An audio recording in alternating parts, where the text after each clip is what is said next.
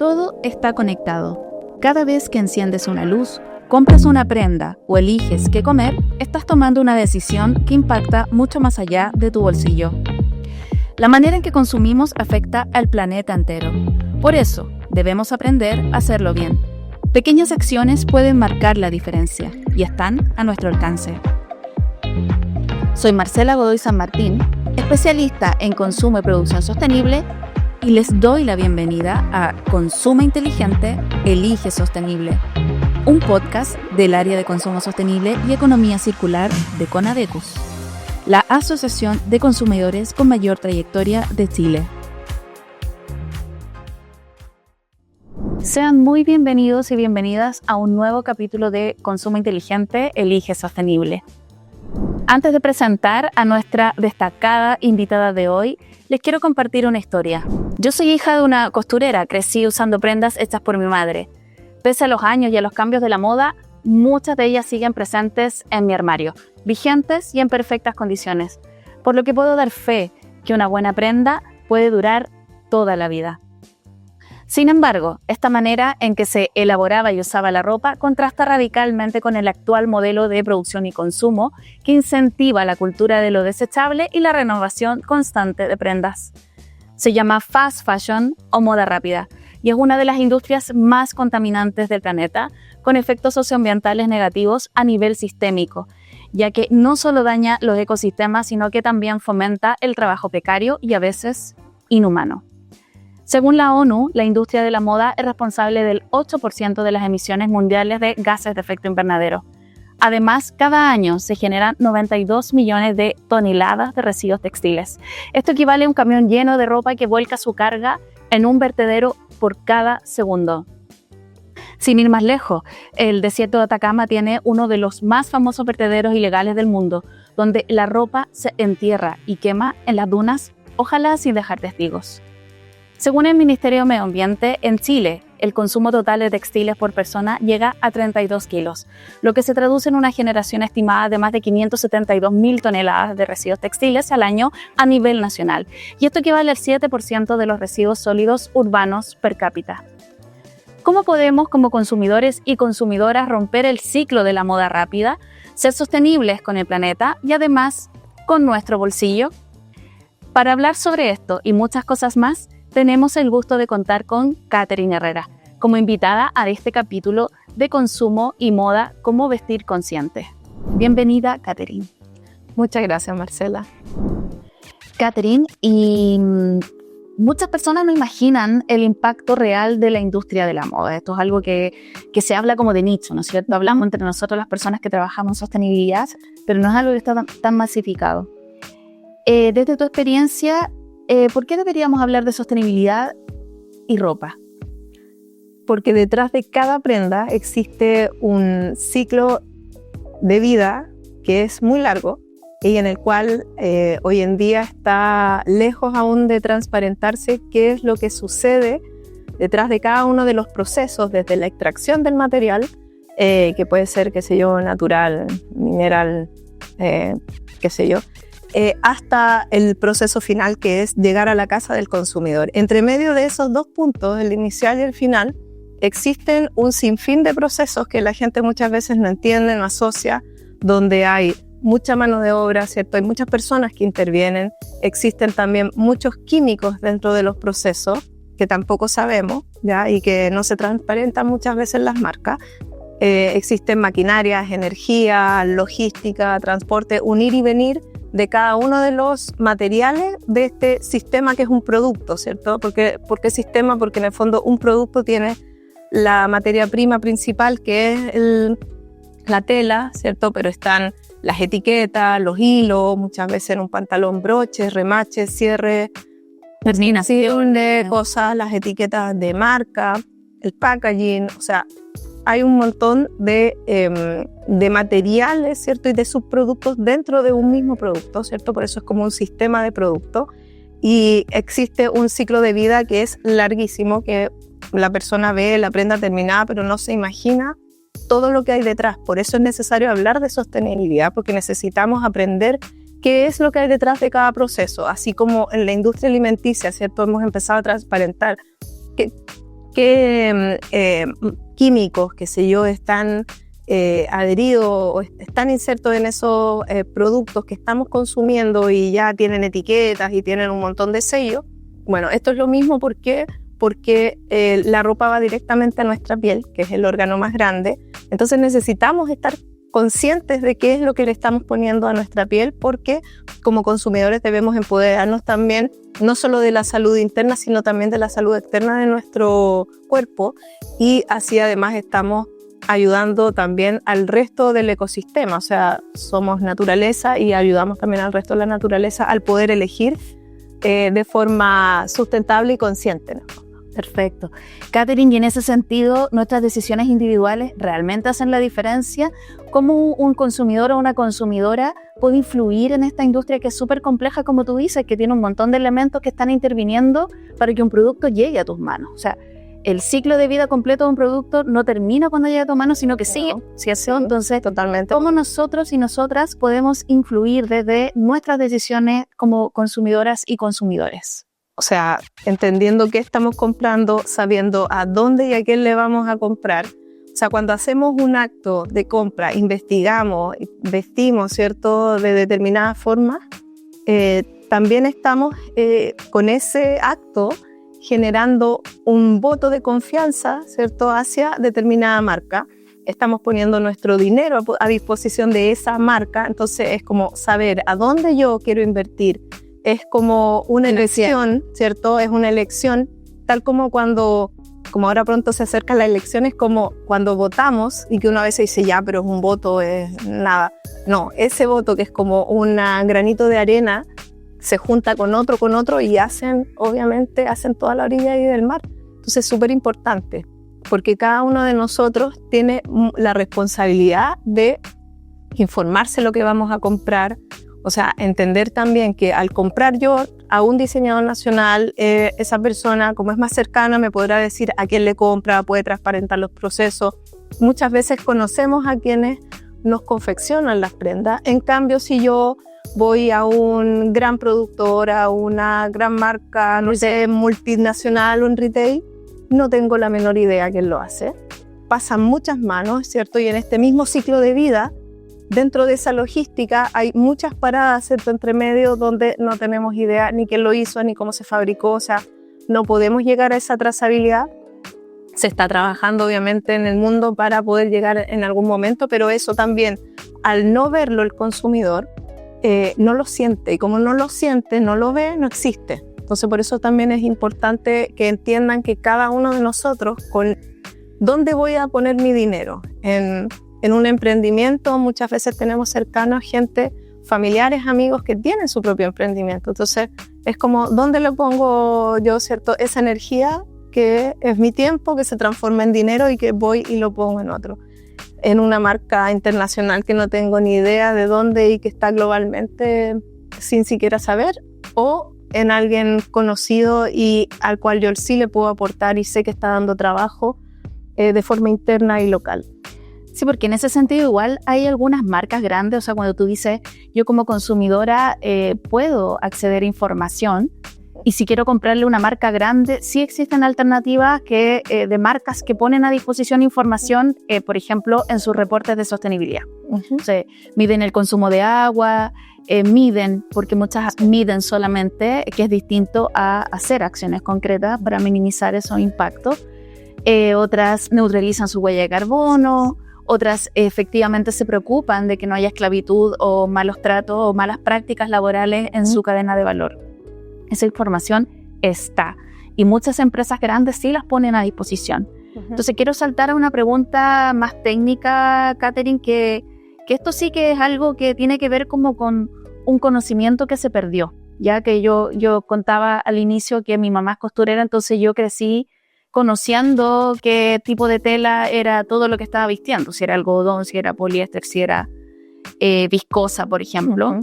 Entonces actualmente vemos en el mercado que algunas marcas presentan ciertas fibras como naturales, ¿cierto?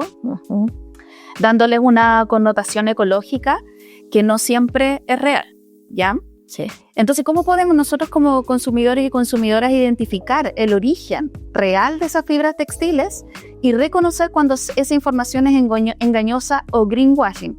Llamemos al greenwashing, que es el lavado de imagen verde, y que puede ser que sea intencional de parte de una marca, pero también ocurre muchas veces que la marca lo hacen por falta de información y por desconocimiento. Bueno, muchas veces yo me he dado cuenta en las empresas que es más falta de conocimiento, mucha desinformación, falta de capacitación de sus propios a veces dueños o de la gerente, de la gente que está llevándolo, ¿cierto? Todo el tema de la sostenibilidad. Entonces hacen un pésimo trabajo comunicacional, lamentablemente, por este desconocimiento y caen en el greenwashing. Ya, porque yo no creo que nadie realmente quiera vender algo como pasar gato por liebre, efectivamente. Muchas veces es esta ignorancia y estas ganas de decir y demostrar que somos sostenibles que hace que finalmente las marcas también ahí tengan un poco... Se pasen un par de puestos. Claro, este acto fallido que en el fondo en algunos casos les juega en contra porque hay personas que son más informadas, entonces los empiezan a cuestionar. Y tenemos que remontarnos, no sé, 20 años atrás, que no es tanto, donde los materiales que se usaban eran los tradicionales, ¿cierto? El algodón, la lana, o sea, todavía ahí existía dentro de las fibras más como equilibrado el uso de los sintéticos, como el poliéster, el acrílico, el elastano, versus el algodón, la lana, la seda y estos otros materiales, ¿cierto? Naturales. Hoy día tenemos en el mercado, o sea, una infinidad de materiales naturales, ¿cierto? Que se han ido extrayendo y se han ido trabajando justamente para reemplazar algunos que tienen impactos mayores, como el algodón convencional, que tiene mucho uso de agua, ¿cierto? Y en forma convencional muchos pesticidas, ¿cierto? Muchos químicos entre medio. Entonces se han ido extrayendo muchos materiales naturales nuevos, pero también han aparecido muchos artificiales, bioquímicos, ¿cierto? Biobasados, y que en definitiva todos son de la naturaleza. Lo que pasa es que la selección técnica del material, ¿cierto? La convencional y establecida son tres básicamente, que es los materiales naturales, ¿cierto? Que generalmente lino, no sé, el algodón, la lana, cáñamo, seda, que son acondicionados mecánicamente y transformados físicamente, y en algunos casos igual hay intervención de procesos químicos, ¿ya? Pero esos justamente son los menos sostenibles. Están los artificiales que también provienen de la naturaleza, muchas veces hablan de la pulpa, la celulosa, claro que proviene de la naturaleza, pero no es natural, porque tiene que pasar un proceso químico, ¿ya? Y muchas veces estos no están certificados. Entre medio del proceso químico hay efectivamente algunos materiales químicos que no están, ¿cierto? Que por ejemplo en Europa están prohibidos ahora porque ampliaron la lista de químicos prohibidos para todo lo que es el desarrollo, ¿cierto? De estas fibras artificiales.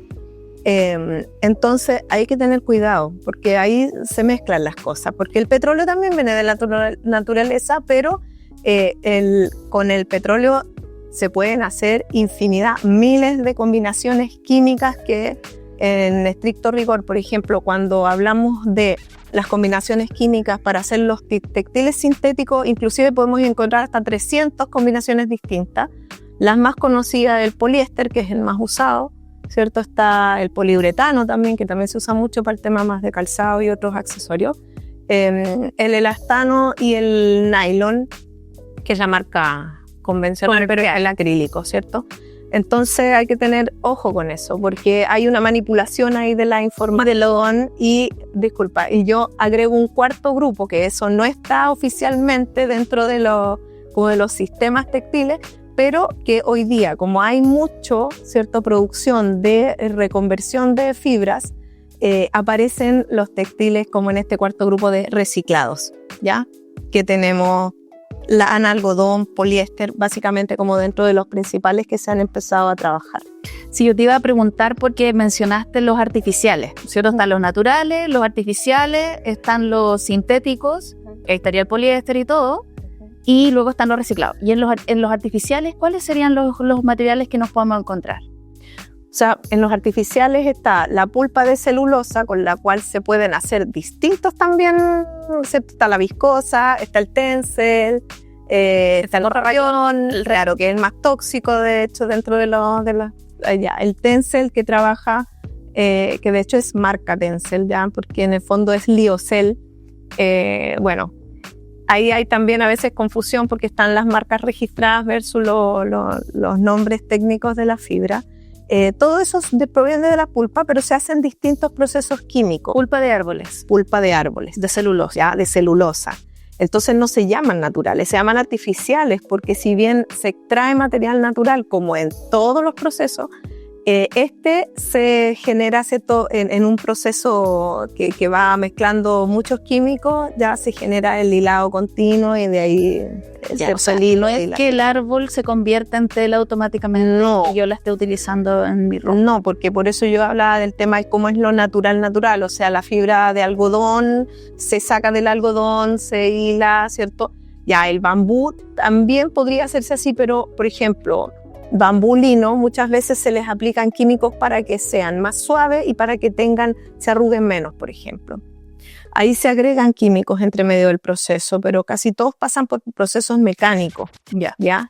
En cambio, el árbol se convierte, ¿cierto? Se hace pulpa, después de la pulpa se meten los químicos, o sea, hay un proceso que es mucho más largo además. Entonces, esas son fibras artificiales, no naturales. Perfecto. Ahora, está claro que en todos estos procesos de los que estamos hablando hay un alto consumo de energía, alto consumo de agua y en algunos casos pesticidas, personas que intervienen en los personas que están trabajando en la cadena de valor y obviamente se generan emisiones. Sí. Perfecto. Catherine, entonces quería preguntarte un consejo, pedirte un consejo práctico. Para alguien que quiere comenzar a consumir ropa de manera más consciente, ¿cuáles serían los primeros pasos o el primer paso, si consideras que es uno, que tú recomendarías para una persona que quiera iniciarse? ¿Por dónde empiezo? O sea, yo partiría por mi closet, ¿cierto? Viendo el closet que tengo. Con lo que ya tienes. Con lo que ya tengo y entendiéndome a mí. O sea, conociendo mis gustos, conociendo qué es lo que realmente me queda bien, qué colores me quedan bien, con qué me siento cómoda también. Y hacer ahí una clasificación del closet, poder entender las etiquetas de lo que ya tengo en el closet, porque la etiqueta es fundamental, ya así como lo hablábamos hace un rato en el tema de la alimentación, esto es exactamente lo mismo. Entonces es necesario el autoconocimiento tanto personal como de mi propio closet, ¿ya? Y entender las etiquetas y luego de ahí ver realmente cuánto es lo que yo ocupo, qué es lo que a mí me gusta y si de ahí me falta algo, hacer esa compra consciente, ¿cierto? Porque a veces de verdad que, no sé, existen distintas ocasiones y puedes tener igual ropa para ciertas ocasiones. O sea, no sé, por ejemplo, esta chaqueta para mí es especial, que aparte que es de mi amiga de Sur Origen, la tengo yo, ¿cierto?, en el closet para ciertas ocasiones especiales. O sea, y a veces nos encontramos con que tenemos muchas cosas, pero no tenemos lo que realmente necesitamos. Claro, que es como lo que se habla de la pirámide del closet cápsula. Sí. Ahora es que lo comencé yo en un live, que existen piezas básicas, que esas son las más masivas, las que usas siempre, las camisetas, los jeans, todas esas prendas. Después vienen las prendas que son más statement, que son las que más se clasifican. Por ejemplo, esas faldas, para mí sería statement, que es una falda de diseño local y que no la voy a usar todos los días. Es una prenda que la uso para ocasiones especiales como esta. Y eso es lo que va marcando la diferencia, ¿cierto? Y con respecto a la etiqueta, también nosotros trabajamos, yo te invité a colaborar en un ebook que desarrollé el año pasado, que enseña justamente esto, a leer las etiquetas, porque en ese pedacito de tela que hay en cada una de nuestras prendas, podemos encontrar información valiosa que nos puede indicar de qué material está hecho. Así es. De que ya al saber cuál es el modelo productivo de la marca que estoy eligiendo, ya puedo entender qué prácticas laborales tienen, por ejemplo, de dónde dice el país donde fue fabricada. De hecho, a quienes estén escuchando, se los recomiendo porque fue un trabajo muy lindo al cual me invitó Marcela. Estuvimos ahí viendo, existen normas para esto. Sí. Ya, o sea, no es antojadizo donde las marcas le ponen la etiqueta y qué va en la etiqueta, porque existen normas, ¿cierto? Mundiales, nacionales. Entonces, todo tiene un porqué y una rigurosidad. Hacer las cortas. Claro. Entonces, y después uno se pierde, uno no sabe de qué es lo que es y no vamos a estar quemando a lo pirómano como a mí me enseñaron en la universidad, quemando todas las prendas para saber qué material es. Y un punto importante también que está en la información de las etiquetas es la mantención de la prenda. Eso es muy importante porque... ¿Qué nos puede decir? Es vital. O sea, yo considero que dentro de las cosas, o sea, cuando uno tiene un closet, lo más importante es el cuidado de la ropa. O sea, como consumidora, cuando yo compro algo, lo primero que hago es ir y ver la etiqueta. Si efectivamente eso cumple con los requisitos básicos que yo tengo, que es que sea de un material natural, que sea monomaterial, por favor, monomaterial, que las mezclas después son carísimas o simplemente no se pueden gestionar. Además de ver de dónde viene, dónde fue hecha la prenda, ¿cierto? Y si después cumple con todos los requisitos que a mí me gusta, si me gusta, me siento cómoda, si es mi color, qué sé yo, el cuidado. Entonces, muchas veces las personas compran cosas, la usan una vez y vamos metiéndola a la máquina, ¿cierto? Porque ya nadie la va a mano, además. Entonces, y eso echa a perder las prendas. Y muchas veces esa prenda lo único que necesitaba es colgarla un poco, ¿cierto? Al aire, que se le vaya un poco los olores y listo. O sea, existen muchos métodos antiguos y caseros con los cuales podemos cuidar las prendas. Y yo tengo prendas en mi closet de hace 25 años. Cuando partí trabajando en Wrangler, tengo todas mis chaquetas de mezclilla. Y las etiquetas dicen lavar a mano, la gente las mete a la lavadora igualmente, y lo del lavaseco, el lavar en seco. Tampoco la gente lee que si hay lavar en seco implica que tienes que llevarlo a la lavandería. Y eso es súper importante, porque yo tengo una chaqueta que es así de gamuza y que efectivamente tenía que llevarla a ese lugar porque si no se lavaba, especialmente en el lavaseco, o sea, hubiera muerto. Y ya esa chaqueta tiene 20 años y es blanca más encima. Pero son formas de mantener y alargar la vida de las prendas, porque además, como hoy en día las prendas, sobre todo masivas del retail, son de mala calidad, o sea, hay mucha mezcla, no solo ya mezclan el algodón con el poliéster, sino que uno se encuentra etiquetas con rayón, elastano, poliéster, algodón, y así es como una ensalada de fibra, y que cuesta a veces mantenerlas porque además tienen un gramaje muy bajo. Entonces el cuidado de esas prendas es muy delicado, y si las tratamos así van a durar nada, que generalmente es lo que pasa, y por eso la gente también se desprende de todas esas, exacto, o sea, esa materia. Hay que leer las etiquetas incluso antes de comprar. O sea, es lo ideal. Entonces voy a comprar y yo lo primero que hago como consumidora es leer la etiqueta. O sea, yo no... Incluso antes de entusiasmarme con el producto, yo leo la etiqueta. Ya. Entonces, si no, ya no me alcanzo a entusiasmar cuando ya leo algo que no me gusta. Exacto, ahí donde tomas las primeras decisiones, si es monomaterial o no, quién lo fabricó, de dónde viene viajando y cómo la voy a cuidar también. Porque si no estoy dispuesta a lavar a mano, no la puedo comprar. Sí. O si no estoy dispuesta a llevarlo a lavar en seco. Exacto. Catherine, mira, pasando a otro tema que también es súper importante. En Europa, especialmente en Francia, se han impulsado normativas que buscan regular la industria textil, frenar la moda ultra rápida. Ya vimos que apareció una regulación que va a regular eso, que incluso no se va a poder hacer publicidad de moda ultra rápida. Y hablamos de estas marcas chinas que son de muy baja calidad y muy bajo costo. También se va a exigir información clara sobre el impacto ambiental, y ya vemos que ahí está el pasaporte digital, que es una especie de etiqueta, la evolución de la etiqueta, ya que es un código QR donde vamos a poder ver toda esa información. Y luego también está toda la ley que habla del derecho a reparar, ¿cierto? En donde la ropa también está incluida. Sí. ¿Crees que podríamos avanzar a algo similar aquí en Chile? Totalmente, o sea, de hecho, con el paso que se dio, ¿cierto? El mes pasado, de la incorporación de los textiles a la ley REP, sí, a la ley REP, nosotros ya tenemos mucho avanzado. O sea, es más, en su momento con la Cámara de Diseño, a la cual yo pertenecía, ¿cierto? De diseño sustentable, empezamos el año 2021 a trabajar en todo lo que era el diagnóstico sectorial, el acuerdo de producción limpia, Posteriormente y en paralelo se fueron trabajando las hojas de ruta con el ministerio, ¿cierto? Y se fueron haciendo muchos trabajos en paralelo, lo que ha permitido, ¿cierto?, que con más información de base y a eso sumándole la problemática de Atacama, que también viene de toda esta problemática, ¿cierto?, del fast fashion y del ultra fast fashion en el último tiempo, se pueda llegar a eso. O sea, a mí no me cabe duda, Francia fue el primero en Europa, los Países Bajos y bueno, España está también bastante adelantado.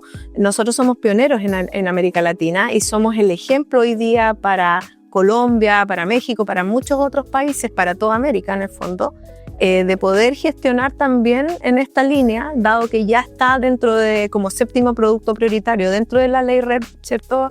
20.920, podemos nosotros dar este otro salto y este otro paso para también ir acorde a estas exigencias mundiales y hablarlo en castellano, o sea, contra Shein y Temu, ¿cierto? Hacer esta ya conciencia a nivel ya de marketing para que la gente no siga fomentando esto de comprar, tirar, usar, porque además, mira, yo lo veo de la siguiente forma, haz el ejercicio porque cuando tú tienes una prenda, ¿cierto? Y dicen, no, pero es que el consumir sostenible es muy caro. Ok, ya, una prenda vale, no sé, ya, 50.000 pesos. Ya, pero a lo mejor esa prenda, si tú la cuidas, lo mismo que estamos hablando, yo tengo en el closet y conozco más gente que también tiene ropa en el closet de 15, 20 años, 25 años, porque son prendas duraderas y después inclusive las puedes cambiar, las puedes vender, o sea, es como un activo, ¿ya? Y además es algo sentimental, ¿no? Es un activo. ¿Y qué pasa con estas prendas, cierto? Bueno, si valen 2.000 pesos, valen 3.000 pesos, hagamos el ejercicio, digo yo. Y los insto a los consumidores y consumidoras a ver si son pongan una polera de esas de Temu y pónganse 2.000 pesos, que no sé, o 3.000 pesos lo que les cueste esa prenda, ¿cierto? Por Temu, por Shein. Y hagan el mismo acto, así como botan a la basura la prenda, empiecen a botar al basurero 2.000, 3.000 pesos. ¿Cada cuánto compran? ¿Cuánta plata se te va realmente al basurero? Porque eso es lo que estás haciendo. Estás tirando tu propia energía, tu propia, ¿cierto? Trabajas para generar eso y luego lo botas a la basura. O sea, eso es literalmente lo que estamos haciendo.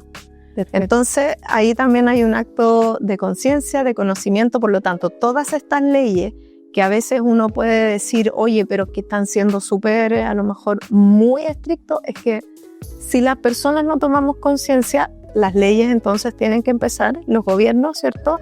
Y los estados tienen que empezar a preocuparse. ¿Por qué?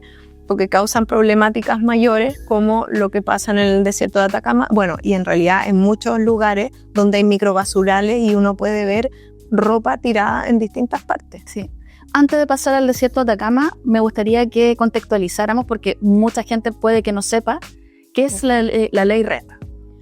Bueno, la ley REP, que es la ley 20.920, contiene varios productos prioritarios. Es como la responsabilidad extendida del productor, que nació bajo el concepto de que contamina paga, ¿cierto? Que en el fondo es que el productor se haga responsable, ahora le llamamos productor, pero en muchos de estos casos son importadoras.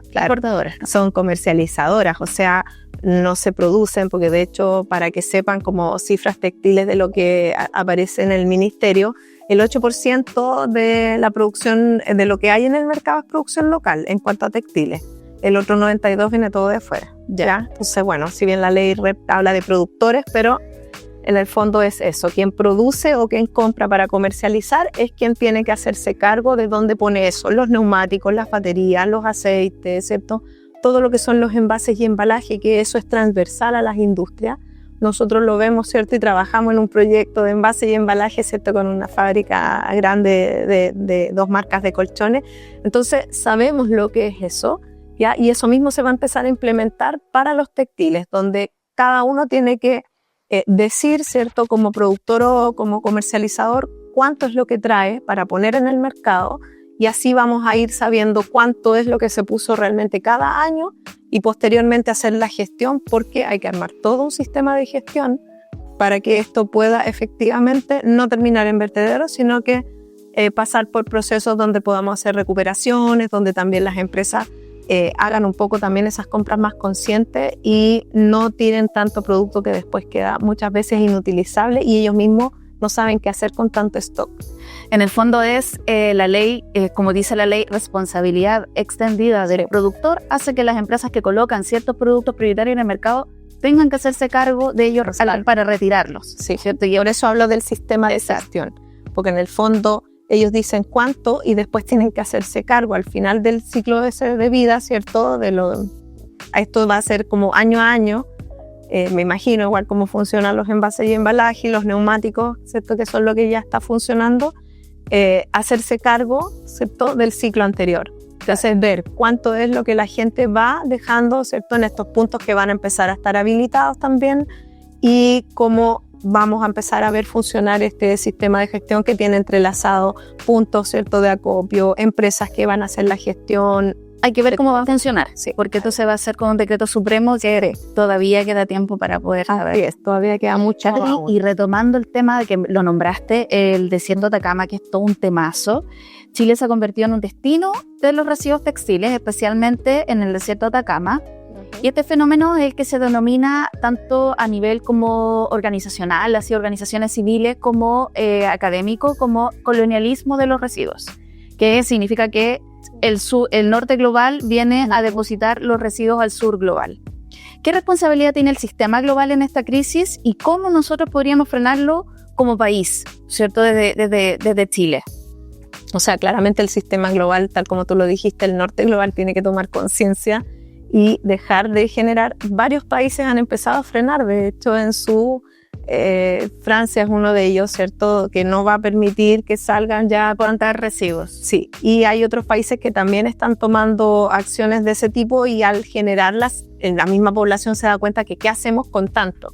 ¿Cierto? Entonces, gran responsabilidad tienen esa parte, ¿cierto? Del globo, el norte, que es quien consume o sobreconsume mucho. O sobreproduce. Y es que sobreconsume y sobreproduce, las dos cosas están alineadas, o sea, porque para que haya un sobreconsumo tiene que haber una sobreproducción. Lo que pasa es que muchas de esas prendas que llegan al desierto vienen con etiquetas, son prendas que nunca se vendieron. Exactamente, porque probablemente hasta no me extrañaría que las marcas mismas las desechen a algún vertedero o quedan por ahí, por eso llegan acá de marcas conocidas y grandes que están en todo el mundo. Políticas internas de las empresas. Entonces, yo creo que tiene que haber en esta corresponsabilidad también gubernamental de los propios países.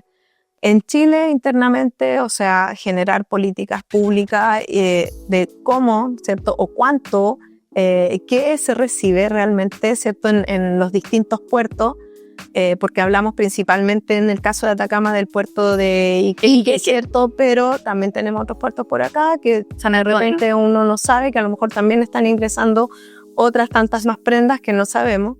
Entonces tiene que haber una política pública, tiene que haber también una política como de cada gobierno regional, ¿ya? Tiene que haber algo a nivel país, pero también a nivel sectorial, ¿ya? Y sobre todo en el norte, que es donde hay muchos focos, o sea, hay 6 grandes focos, donde el más grande es el de Alto Hospicio, pero hay muchos más microvertederos que estuvimos haciendo una investigación y yo el número ya me voló la cabeza porque yo veía los 6 foquitos que se veían ahí, pero había muchos más.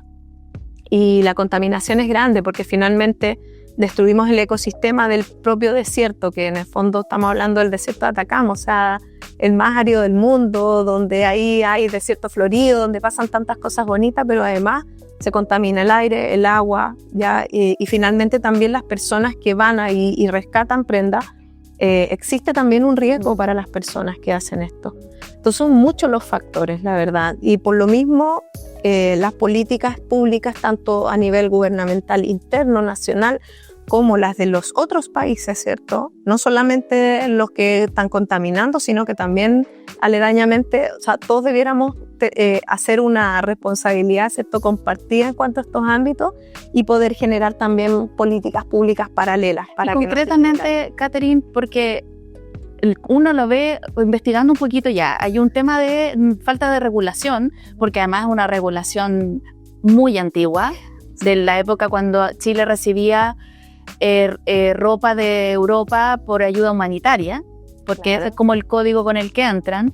Cuando hablo de código es como un término como de aduana, ¿cierto? Sí, no. Entonces eso sería algo que habría que actualizar, porque por ese permiso que es como de ayuda humanitaria, ropa de segunda mano, es que se permite entrar todo este tipo de... Sí.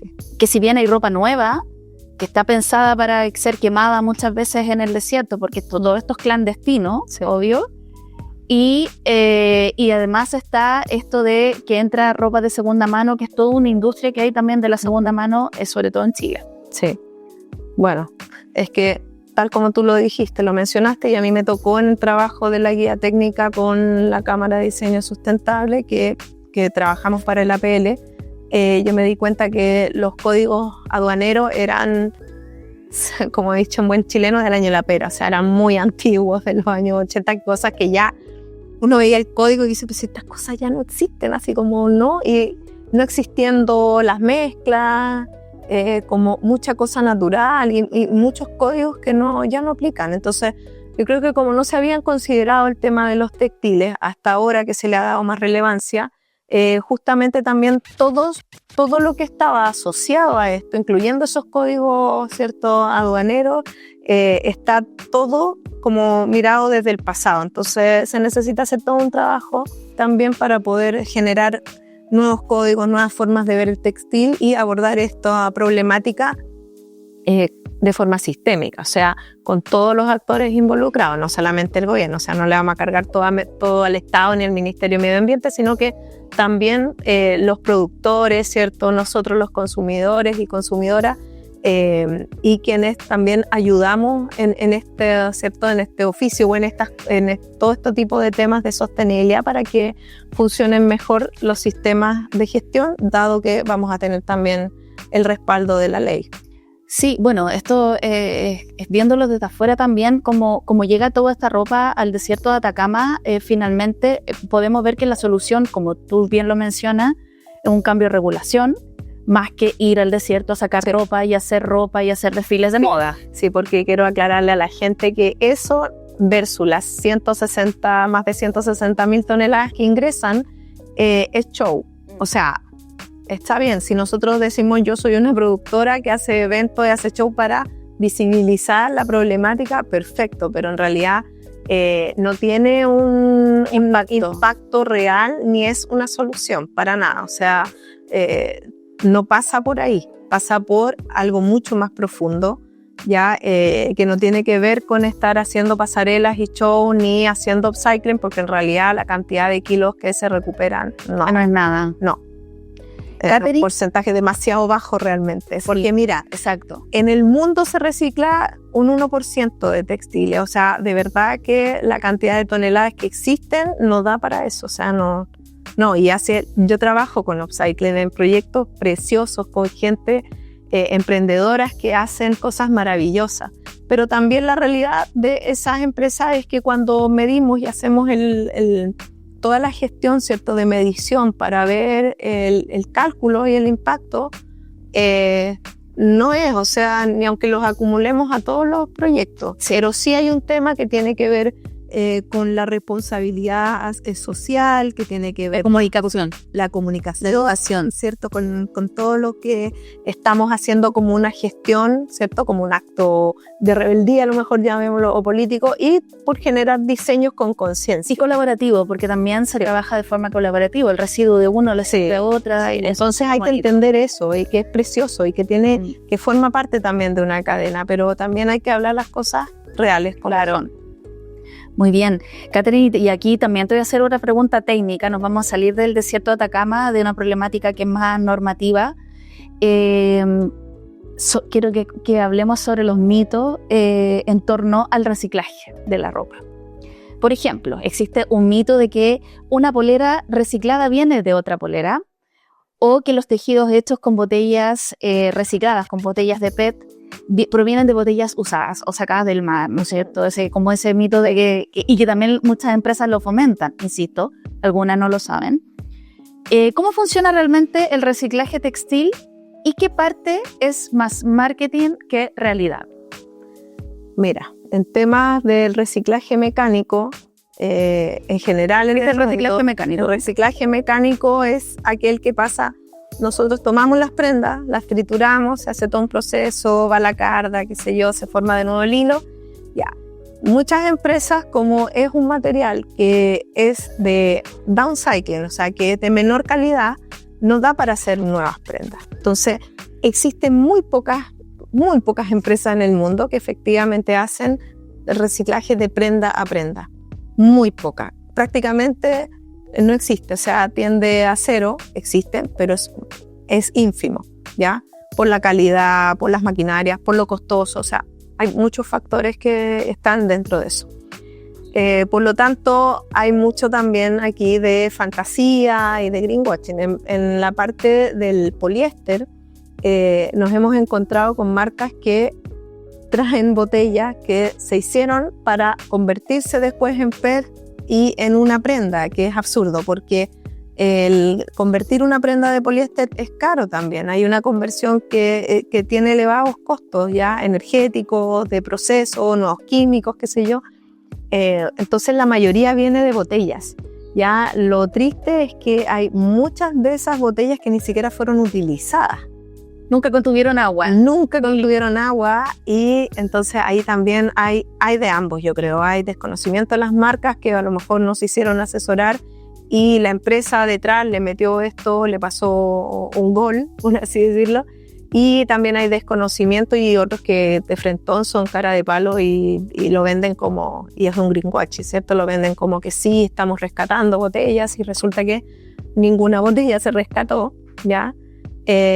Y es así, o sea, y el consumidor lo tiene que saber también, que estas cosas igual pasan, por eso es necesario informarse. Las grandes marcas usan etiquetas, ya, que son las certificaciones, ya, cuando también queremos saber si efectivamente es algodón, qué sé yo. Tú preguntabas, ¿cierto?, en la primera pregunta, ¿cómo sabemos, cómo nos damos cuenta, cómo consumimos sustentable? Bueno, hay muchas etiquetas, no soy tan amiga de las etiquetas, pero bueno, es lo que tenemos hoy. De certificación. De certificación, ¿cierto? Las etiquetas, no sé, el GOT, que es un estándar para certificar algodón orgánico.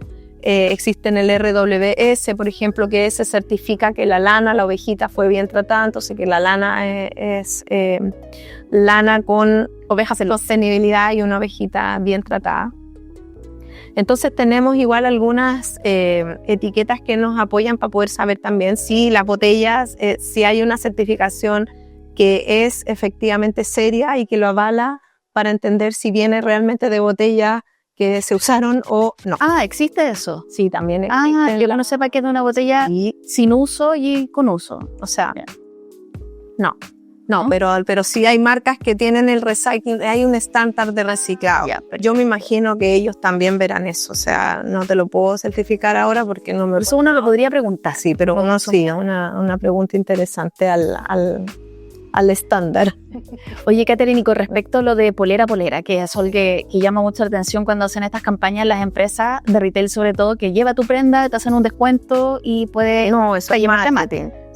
Una campaña de marketing que fomenta el sobreconsumo. Sí. Pero además, efectivamente, si tú vas y le preguntas a cualquier persona que va a dejar esa ropa, que muchas de ellas van con fe a dejar esa ropa, creen que efectivamente se va a convertir en otra prenda. No. Entonces, cuando tú dices que es mal downcycling, claro, es infraciclaje, es que se convierte en wipe o en relleno para construcción, sí, como sí, para aislación, o en el mejor de los casos, porque acá en Chile igual existen empresas que trabajan hace muchos años, hace 50 años, en recuperación textil. Lo que pasa es que antes se llamaban recuperadoras textiles. Ya. Entonces la gente cuando pasaban... Hace 50 años. Claro, ¿por qué eran recuperadoras textiles? Porque ellos tomaban los descartes de la industria textil nacional para generar productos como las frazadas, alfombras, ya productos para el hogar. Imagínate, o sea, ¿por qué? Porque eso venía del descarte de la industria textil. Entonces, esas empresas hoy día se han convertido, ya, empresas como Circla, que están súper bien, igual posicionadas, ya, que hacen un muy buen trabajo, que toman las prendas usadas hoy día, hacen el hilo, ¿cierto? Hacen todo el proceso, convierten mecánicamente, lo hacen en el hilo y tienen estos nuevos productos, ¿cierto? Como alfombras o frazadas, qué sé yo, que son para ese uso. ¿Por qué? Por lo que estábamos hablando. Como es un downcycling, muchas veces no sirve para hacer otra prenda, ¿ya? Porque además la gente, mira, yo tengo un jeans de una marca española que sí hace prenda, pero tiene motitas. A la gente a veces no le gusta, o sea, un hilado con motitas, de cacao, se ve como viejo. Ya. Es como para darte el ejemplo del papel, cuando la gente empezó a aparecer el papel reciclado, que el papel, oye, pero el papel no es blanco, no, ¿por qué el papel reciclado? Ya, es lo mismo. No le Entonces tenemos que empezar a tomar conciencia de que eso no va a ser una prenda, y para que pase eso hay que invertir más recursos, investigar más, bueno, de partida tener mejores materiales para poder trabajar. Ya. De la base. Sí. Oye, Catherine, y otro consejo práctico. ¿Qué acciones simples podemos incorporar entonces a nuestra rutina para alargar la vida útil de la ropa y así reducir la generación de residuos? Pensando en que estábamos hablando del reciclaje, ¿qué podemos hacer antes de tener que llevar nuestra prenda al reciclaje? Leer la etiqueta, ya sea de lo que tenemos en la casa o de lo que compremos, entender cómo yo cuido esa prenda. Y posteriormente tenemos hoy día muchas más acciones que hacer. Existe el intercambio, podemos ir a reparar la prenda, podemos hacerle como un refresh a la prenda y cambiarla, a lo mejor un pantalón pasarlo a falda. O sea, hoy día existen muchas alternativas y cierto, y hay muchas personas que están trabajando en estas reconversiones, por lo tanto tenemos también muchas más alternativas de poder alargar la vida útil de esa prenda. Así que el consejo es pasar por la etiqueta y ver todas las alternativas además que tengo para alargar la vida de mi. Primero mantenerla. Idealmente, por supuesto. Catherine, entonces, ¿qué mensaje final para terminar te gustaría dejar a quienes nos escuchan y nos están viendo y quieren vestirse con más conciencia y sostenibilidad? Para mí, la palabra educación es lo primordial. O sea, si no nos educamos, si no entendemos de qué es lo que estamos hablando y como consumidores no asumimos la responsabilidad de lo que estamos comprando, vamos a estar siempre así, ¿ya? Como viviendo en un territorio donde no vamos a poder hacer una mayor gestión. Entonces es importante saber a quién le compro, qué compro, ¿cierto? Informarme y educarme como consumidor y consumidor. Así como nos educamos para alimentarnos mejor, ¿cierto? Está muy de moda el tema alimenticio, el mindfulness, ¿cierto? Es lo mismo, porque esto también es mindfulness. Esto va pegado a mi cuerpo, por lo tanto es muy importante qué es lo que llevo. Yo aquí ahora llevo lino de mi amiga Sur Origen, esto gabardina 100% algodón y mi polerita 100% algodón que regalada por mi amiga. Así que eso, consejo. Muchas gracias, Catherine, nuestra invitada a este capítulo de Moda Sostenible, que es parte de este podcast hecho por el área de consumo sostenible y economía circular de Conadecus. Muchas gracias. Gracias a ustedes, gracias por la invitación. Muchas gracias, Catherine, nuestra invitada a este quinto capítulo de Consume Inteligente, Elige Sostenible, un podcast de Conadecus. Les invitamos a seguirnos en nuestras redes sociales y a compartir este episodio que estará disponible en nuestros canales de YouTube, Spotify y El Mostrador. Y por supuesto, en conadecus.cl. Les esperamos en nuestro próximo capítulo, donde hablaremos sobre consumo regenerativo junto a Alejandro Chacón, director de ecodiseño.cl. Este podcast es un proyecto del área de consumo sostenible y economía circular de Conadecus y es financiado por el Servicio Nacional del Consumidor, SERNAC, a través del Fondo Concursable para Asociaciones de Consumidores. Soy Marcela Godoy San Martín y esto fue Consume Inteligente, Elige Sostenible. Y recuerda, el acceso a la información de productos y servicios es un derecho que debemos exigir al Estado y a las empresas, porque nuestra compra es una elección que debemos hacer con responsabilidad, pensando en el planeta que queremos dejar a nuestros hijos e hijas. Hasta la próxima. Consume Inteligente, Elige Sostenible, un podcast del área de consumo sostenible y economía circular de Conadecus, la asociación de consumidores con mayor trayectoria de Chile.